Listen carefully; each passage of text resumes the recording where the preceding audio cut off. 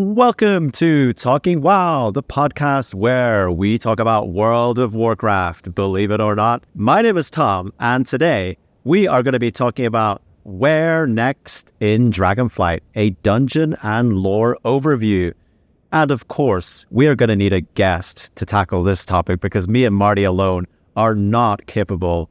And we are very, very privileged to have on the show today Ali from the podcast Dungeon Fables and Live, Laugh, Lore. Hey, Ali.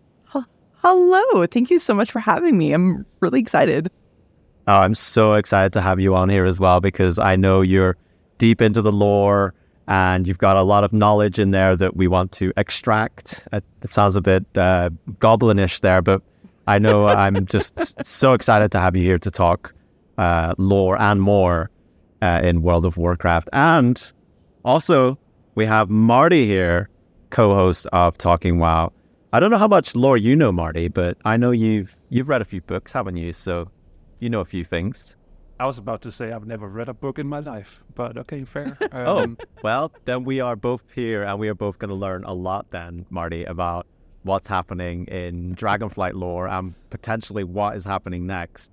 So let's get started with this. And Ali, I think to start us off, I'm going to ask you the question of what got you so interested in the lore of the game overall? Was there a particular moment in time, or was it just something generally that you've absorbed during your time playing World of Warcraft?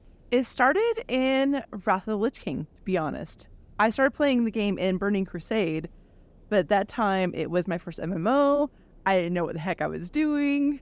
And so a lot of just trying to figure out how to play the game. And I started reading quests and getting interested, and kind of by the end of the expansion, I had a handle on things.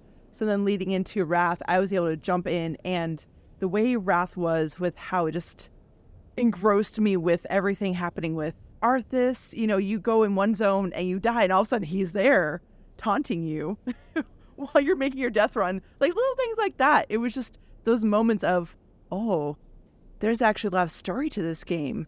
And I started digging into it a little bit. I'm like, well, it's a whole universe. Like, there's things going on here.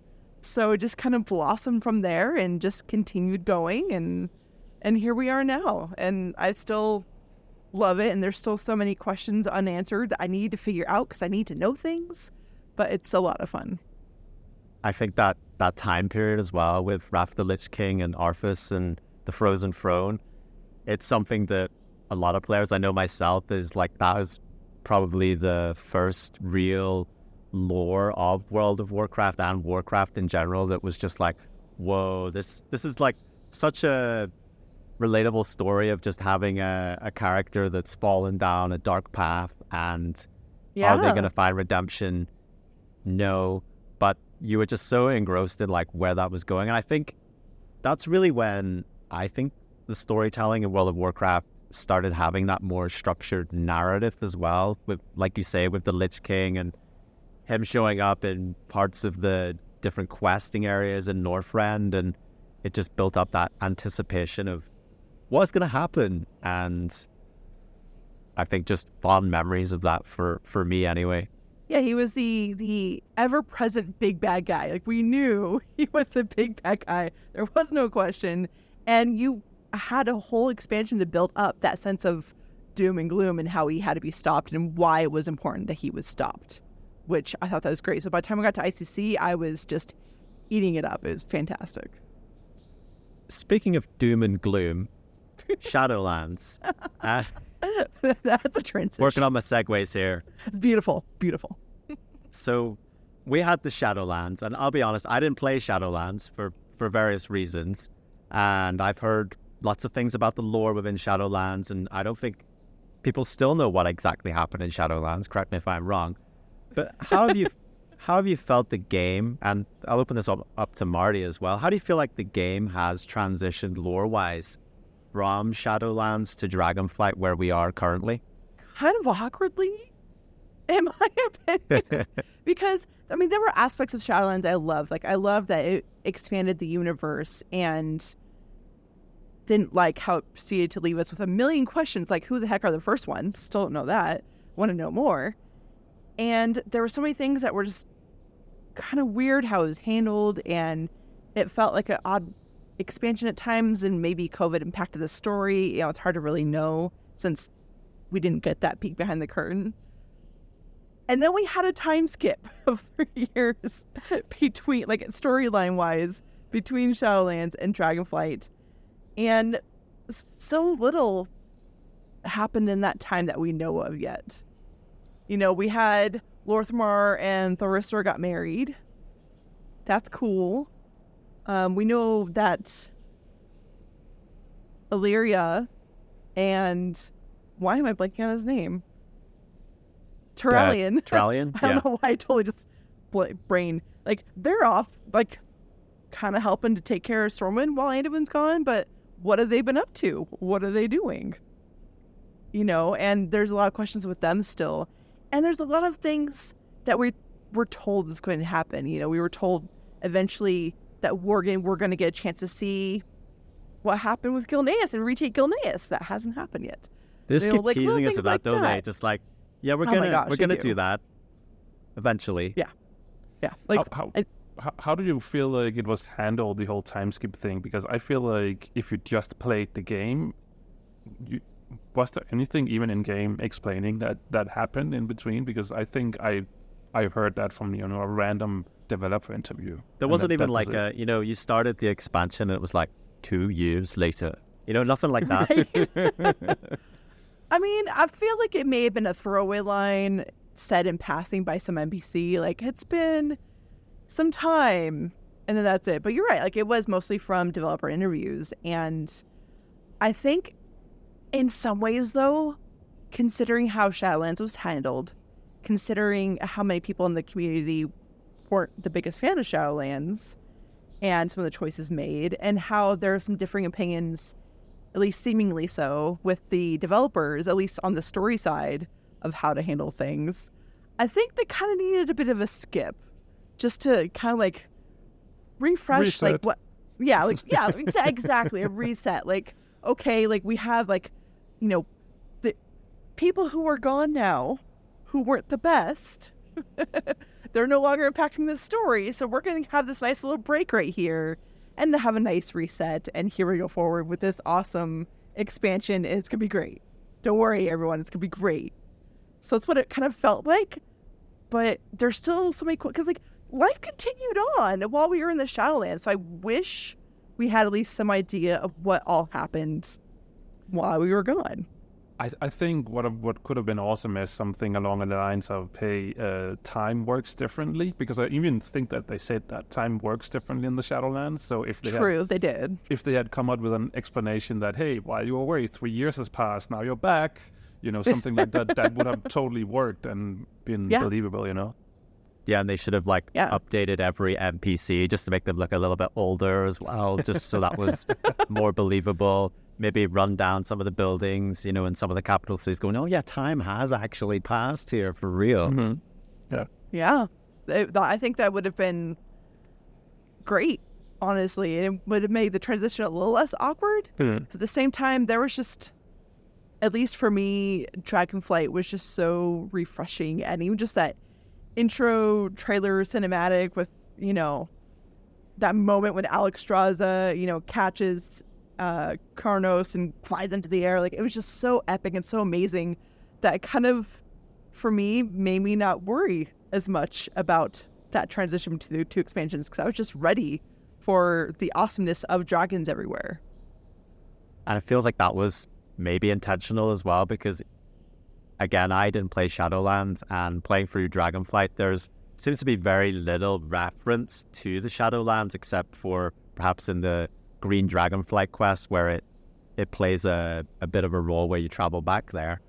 But really, there's just no reference of anything that's happened in the last few years. It's more, like you say, it is that fresh page, and we're just starting anew, or even we've got like new threats and new enemies with our sights on it. It's not really a past threat. It is in some ways, but it's more of like a new threat to the game itself. And I think probably we're all very much appreciative of that fresh start, perhaps, because just from what I read about the Jailer and that storyline and 5D chess and 6D chess and I don't know what DCS we were playing. Jailer. It was Nobody just so knows.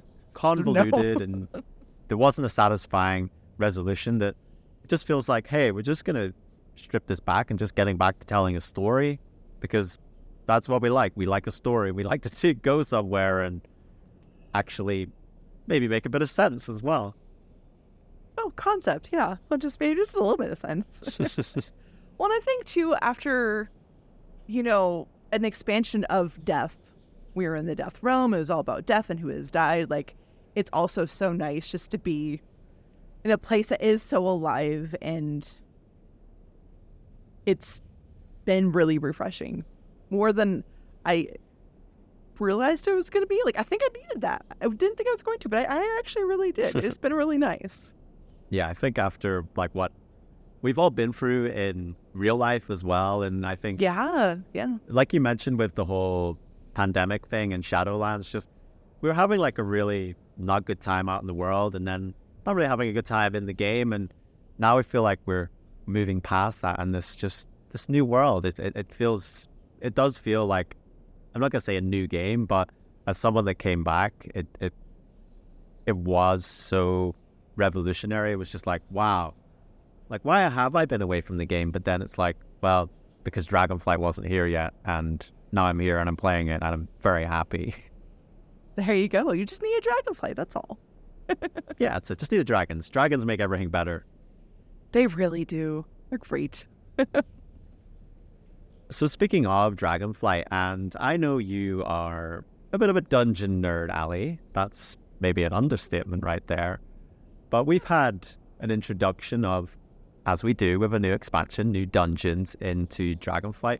So I want to pick your brain a little bit and ask you, what are your favorite dungeons in Dragonflight and why? I have a hard time answering that because I like dungeons in general. They're like, oh, my babies. If we're going aesthetics, and the one that just made me be in awe when I first ran it, it'd be Azure Vault.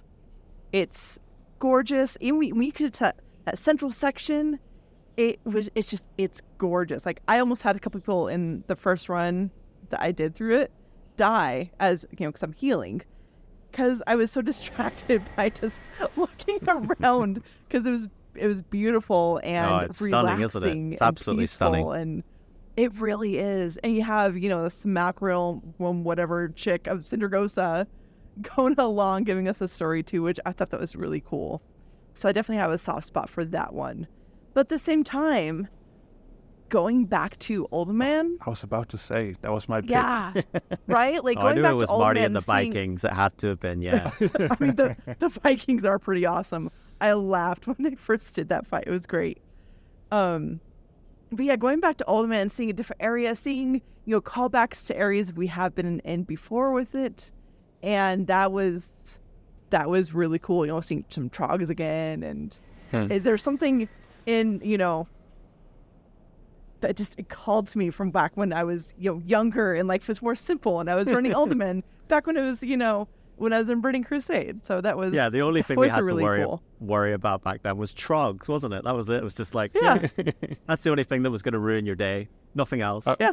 A little fun fact about Alderman as well is that when we did it, Tom was like, "Oh, I love that they finally put the Lost Vikings in the game," and I was like, "Well, there's technically were there as well in Classic, so yeah, it's not." I didn't know that. Did not know that. Nope. I thought they were just some game on the Super Nintendo, Marty, and yeah, no, there we go. they were in Classic as well on Vanilla. Or But They were. It's true. Yep. But I know you have the Lost Viking knowledge, Marty. If this was an episode about Lost Vikings, I wouldn't even need to be here. Ali wouldn't need to be here. It would just be you. I'll do it on my own. You should do it. You could do the whole episode on Lost Vikings. You should totally do it. I can't wait to hear that. Yep.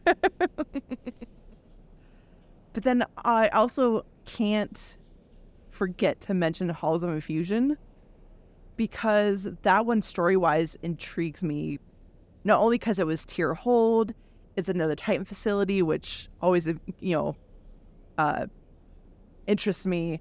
It's always a good time. It's always a good time when the Titans are involved. Yeah, there's always something going on, and there could be something old god related going on too, because that tends to be a normal motif as well. And plus, we started learning about some of what was happening with the Titans and the water and how they were, corrupting and using the water. And some of that water is in Halls of Effusion. And so it gets my, lore wheels going in my head. And I like that too. So I don't like the killer frogs. No. They're really annoying. I like frogs, but I don't like when they're poisonous and chasing after me. No. But other than that, it's a really great dungeon. I would also like to shout out, and now obviously I'm blanking on it. The one with the centaurs in the flying one. The Noku Defensive. Yes, that one. The one that's not actually a dungeon. In my opinion, simply because you can fly around in it. Yeah, I kind of. Some people might call it more like a scenario or something like that, but I kind of like that as well. Outdoor instanced area. That's what I call it. Instant. Okay, yeah. Because it's so different than that you go flying around and it actually gives you a chance to use your mounts for something outside of just flying around normally in the world. Yeah, and it was cool because you were flying around in areas that you actually quest in, outside the instance. So again, it makes it feel alive and that you're in an actual location, not just some random dungeon somewhere, like these are areas you've been in, which is really cool. Yeah. I don't know. I think I'm the opposite. I'm like, obviously you can tell that I'm very like, I'm not really sold on this place. And obviously, okay, sometimes being outside is good, but when I think of dungeons, I'm like, put me in some sort of claustrophobic corridor with poisonous frogs. That's a dungeon to me, Ali. You want a know legit what I mean? dungeon. No. Yeah. I mean, I totally understand it, and I wouldn't want every dungeon to be like outdoor instanced areas. No. But just to try and shake things up, like put one in there every so now and then, that's totally fine with me. I was gonna say, I think it makes sense for the for the centaurs as well. Like they're not going to be in some enclosed area. They are roaming the plains, true. And that totally fits into their aesthetic. So I will hold my hands up and say it wouldn't make sense to put them in some sort of fiery cavern with poisonous frogs. But there we go. That is true. That is true. And it did a good job, kind of wrapping up that zone too, which I like how Blizzard does that sometimes. I also like it too because, some of the fights in there annoy me as a healer. But outside of that, I like that it is a little different because this game, it's getting old at this point. It's been out for so many years, and it's harder and harder, I would imagine, to keep things fresh and unique and do something different. So when they can manage it here and there, I like that. It's good. Kind of like with Algathar Academy. Being a former teacher, that dungeon, some of the voice lines cracked me up.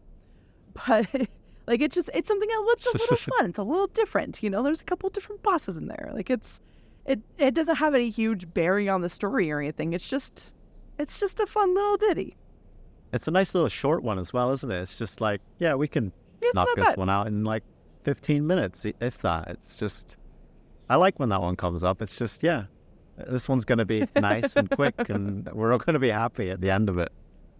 Yeah. Dungeons. Talked a little bit about that. After dungeons, you know what happens. We got the raids.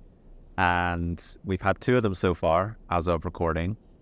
The Vault of the Incarnates and Avarice. So, Ali, how do you think Blizzard has handled the narrative within raids in Dragonflight so far? And what have you enjoyed most? Or what haven't you enjoyed? I really like how they're handling these 2 raids in that you get a lot of this RP as you go along. Like I know for some people they don't care about the RP, it's annoying, whatever. But for me, I think it's really cool because there's a couple of characters going along with you talking about the raid and who you're facing in the raid. Because they have this adventure guide, but not everyone reads the adventure guide. And some of these bosses are just random bosses that they're just throwing in there for seemingly no reason. Whereas now we get this extra RP that kind of at least gives them a little bit of a story, a little bit of a reason for why they're there, why they're in our way between us and the end boss, And I'm enjoying how they're doing it. It kind of feels, kind of creative. It's a little bit different. And it's also a little bit of the issue of like the banter that when we had Khadgar and Kaligos in Vault of the Incarnates, you have Kaligos freaking out about a spider and wanting to burn it down. Like you get like a like you should. Like you should, right? Especially that spider. But it's really fun. And just like in Aberys, you get the back and forth between Wrathion and Sibelian, and then you also get the Echo Notharian with each of them, and it kind of found a way to kind of further their story as well and show a little bit of character growth for Wrathion and Sibelian, which I'm a sucker for. So I thought it was really great. I think at the same time, I can understand that those who don't run raids might be annoyed with that because they feel like they're missing out. And that's, on one hand, as someone who runs instances plenty of times, I love it. But I can see how there's some people that don't like when there's too much story in instances. And it's cool that, we have so many great content creators who will run through it, and you get to see the cinematics on YouTube and see how the quest lines go on YouTube. And that's cool. But for some people, they want it in the game. So I think it's a fine line to walk between progressing too much of the story in the raid, but also making it fun and entertaining for those who do regularly run it. And I think it's been pretty good, this expansion, I think.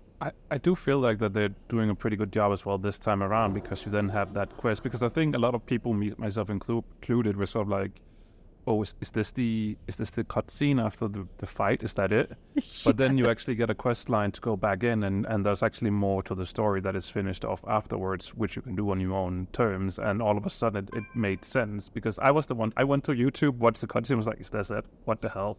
Right. But then I actually got to play the quest line, and now everything makes sense, and it actually turned out really, really well. So I think it flipped from me in my head to be like, is this it? To, oh, this is it. This is cool, so. Well, and it was really cool about that quest line too, because it gave people a chance to go see it who hadn't run it, and to really take it in, because there's a lot of little details that the art team put in there that if you're just running through it, you're going to miss. So it gives raiders and non-raiders a chance to really go through it and appreciate it, which I thought was awesome. And I hope that it becomes like a regular thing going forward, because it was really cool. Yep. It was very surprising, actually. I didn't know that quest was going to be happening, and it just popped up on the map over by the raid entrance for Aberys, and I was like, okay, we're heading back in here. And it was just like, this is so cool to see, because usually we go to a raid or a dungeon, we kill all the bosses there, and then we don't think about it again until reset. Yeah. From a story perspective, it was really great just to be able to go back in to those halls and just see like, oh yeah, we've done most of the work here, but yeah, there's still some forces in here that need tidied up, and there's still more story to tell in here that, like you say, if we can't go to RP during the raid because people are just here to kill bosses and get loot, but actually revisiting after that. Right. I was like, I hope they do this for more raids and dungeons even, because like you say, Ali, they build these beautiful environments that I don't think we get to appreciate as much, because usually the focus is, I agree. For example, if you're doing Mythic Plus, it's like, you're not going to sit around going, oh, it's a lovely ceiling, isn't it? There's just no time for that.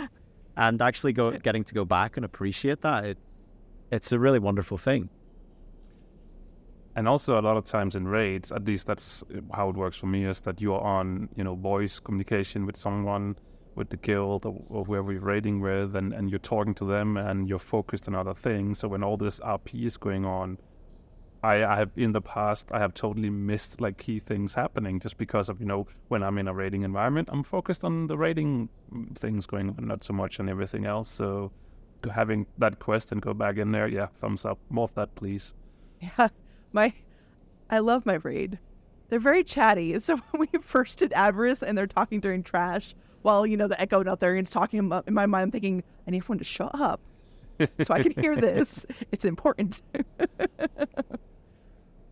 By the way, we need that voice actor who does the Echo of Notharian. Can they release a podcast or record an audiobook or something? Because that is just so soothing, so silky.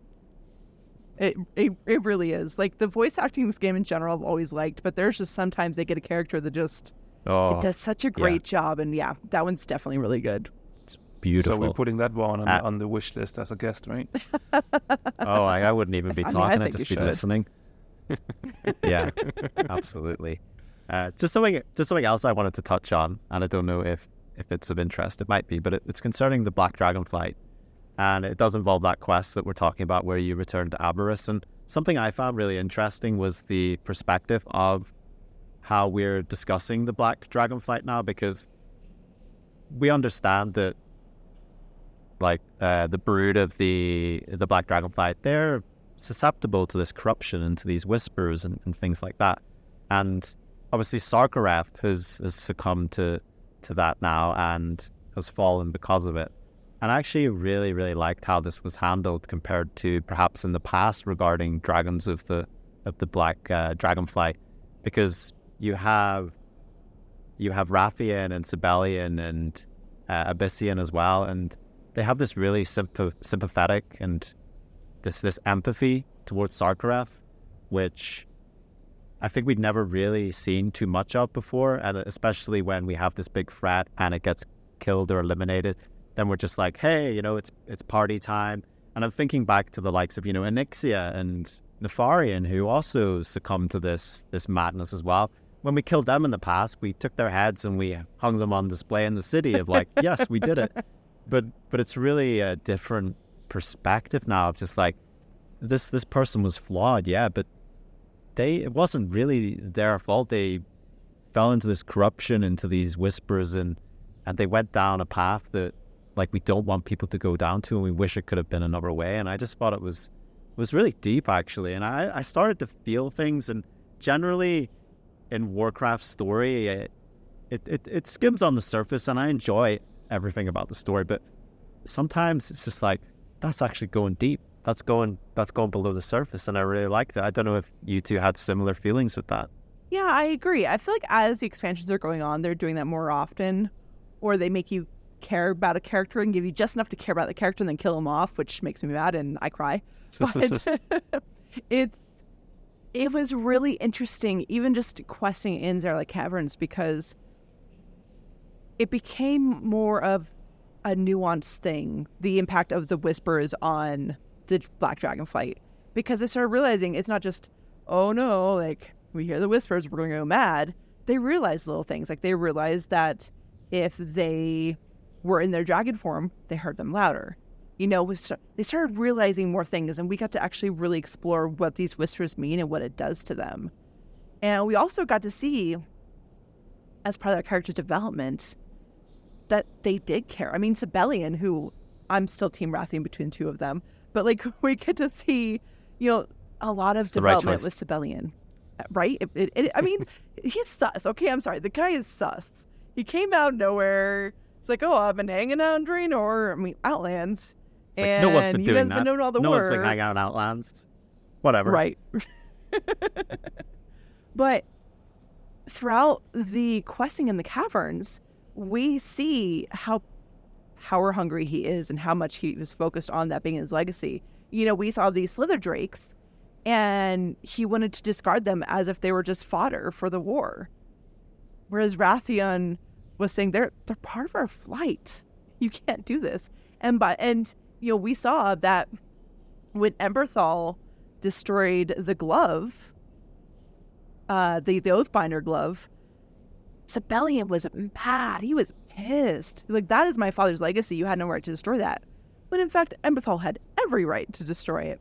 But now, at this raid, now that the Echo Netharian is gone and the whispers are no longer haunting them, at least in this moment, we see how much more clear-headed he is. He's pulled his head out of his butt. He's realizing that, the poor Jarden, who have been tortured in Aberystwyth forever, is horrible. He showed Rathian sympathy and understanding. He actually cared about Emberthal and about Sarkareth, and it was just so well done. And it really was. It was deep, like that kind of character development, especially with him. And I agree, like it was great. Unfortunately, we are running close to the end here, but before we run off into the sunset, Ali, what happens next in Dragonflight and beyond? What, if you could give us a quick summary of what you think we're going, or where we are going to next in World of Warcraft? eventually we will take Gilneas. I will hold Blizzard to that. Just keep saying it. It's going to happen. It's going to happen. It's going to happen. Just like my Infinite Pirate Dragon mount. It's going to happen. I do think that we're going to the Emerald Dream at some point because they've shown us that the World Tree, it's blossoming. So I'm sure at some point we're going to have to go to Emerald Dream. Plus the fact that Viranoth uses the same voice actor as a Winter Queen and looks very similar to her. Like, that's just, I feel like that may have been purposeful. So I think there's going to be something with that as well. It's very on the nose, isn't it? Right. So I think we're going to go to the Emerald Dream in 10-2 or 10-3. I haven't decided yet. And I know for a while I was thinking that the next expansion is going to be like a Light Void expansion. But now I'm hearing all these theories on the Pirate expansion, which I am perfectly okay with and I would be happy with. So I can see maybe in 10-2 dealing with the after effects of what happens with Nozdormu and the aspects getting their powers back, because that still hasn't officially happened yet. We're working towards it, but it hasn't happened. And then I think in 10-3, we're going to do Emerald Dream and finish dealing with Eridicron and whatnot. And then that will lead us into getting to explore more of the world.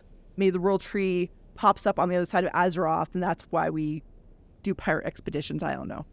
Something along those lines. Just quick and dirty summation there. We've wanted the Emerald Dream for so long, isn't it? It's felt like a dream, really, that it has been so long. We touched on it in Legion with the Nightmare, but we've never really got to experience it in a bit more fleshed out. So I hope we get to go there. Like, I really do. Do you want to go to the Dream, Marty? Is that what you're looking forward to? I'm down for everything that Elliot's been talking about, but also something that I felt like was cut way too short was the whole 2 expansions back. At BFA we had last patch, which was where we old got and I would have loved to that be like drawn out and been a complete expansion instead, because I really liked the looks and things like that. I would have loved to be like in a full zone or even as I said, full expansion. So that's my hopes that there will be like a I guess that is technically no, that's not Void. That is Old God. So yeah, I would love something with that. That would be amazing. They're part of the Void, and they've been dropping Void hints here and there, and there's some stuff in the Starkreath fight room that makes me kind of raise my eyebrow a bit. So we're definitely not done with the Void. No, I would love that, like a full blown expansion with that whole thing. But could you imagine though? I think the internet would break if we actually did have an Old God expansion that was just like World of Warcraft, the Old Gods. Just, it is an Old God expansion. I don't know. Could we handle that? I want to see what happens if that actually gets announced. I think, considering what we've gotten in the past with Il'gynoth Whispers, it would be magical. It would be the best expansion. I would love it. Yeah. It would be some sort of number of chests that we would never ever even know, because the whispers and the riddles, right? No one's going to work out what's happening in that expansion because it's just lies or it's all truth. I don't know. Half truths. That's what Marty always says the Old Gods are talking about. Yep. Well, we would absolutely love to sit here and talk about Warcraft lore and what's going to happen in the future of World of Warcraft, but we have run out of time. Ali, thank you so much for being on the show today. And of course, like I mentioned, you're from Dungeon Fables and the Live, Laugh, Lore podcast, which I've been enjoying very much recently on my walks. And mad respect, Ali, for anyone who can podcast and drink alcoholic beverages and make sense and also talking about the deep subject of lore. There's just massive kudos right there for me for that. And you should definitely check out what Ali is doing in her podcast. We will have links to all that in our show notes. But that is it. We have reached the end. Thank you, everyone, for tuning in. I've been Tom. That's been Marty. That's been Ali. We've been talking WoW. Bye-bye. Bye. Thanks for tuning in, champion. Did you enjoy this episode of Talking WoW? If so, why not drop a review on your podcast catcher of choice, or leave us a comment. You can find Talking WoW on Twitter or YouTube, over at Talking WoW. Hope to see you again soon.